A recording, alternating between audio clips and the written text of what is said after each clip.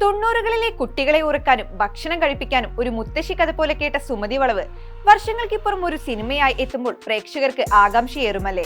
കേരളത്തിലെ നിഗൂഢതകളുടെ ചരിത്രത്തിലെ മുൻനിരയിലെ പേരാണ് സുമതി വളവ്.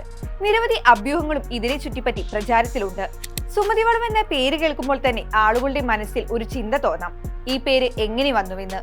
ഈ പേരിന് പിന്നിലും വലിയൊരു കഥയുണ്ട്. സുമതി എന്ന ഒരു യുവതി ഈ വളവിൽ കൊല്ലപ്പെട്ടുവെന്നും ഇന്നും അവരുടെ ആത്മാവ് അവിടെ അലഞ്ഞു നടക്കുന്നുവെന്നും വിശ്വസിക്കുന്നവർ ഇന്നുമുണ്ട്. തിരുവനന്തപുരത്ത് നിന്നും പാങ്ങോട് ദേശത്തേക്ക് പോകുമ്പോൾ കാണുന്ന വളവാണ് സുമതി വളവ്. ഗർഭിണിയായ സുമതിയെ കാമുകനായ രത്നാകരനും കൂട്ടുകാരും ചേർന്ന് ചതിച്ചു കൊലപ്പെടുത്തിയ ഇടം.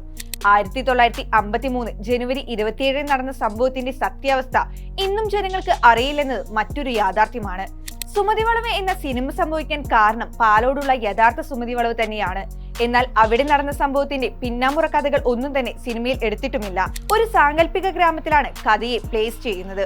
അതായത് ഒരു സാധാരണ ഗ്രാമം, അതിനോട് ചേർന്ന് കിടക്കുന്ന ഒരു വഴി, അതിന്റെ പേരാണ് സുമതി വളവ്. പാലോടുള്ള സുമതി വളവും അവിടെ സംഭവിച്ച ക്രൈമും ഇൻസ്പയർ ചെയ്തുകൊണ്ടാണ് സിനിമ ഉണ്ടായതെങ്കിലും ഇതൊരു ഫിക്ഷണൽ സ്റ്റോറി തന്നെയാണ്.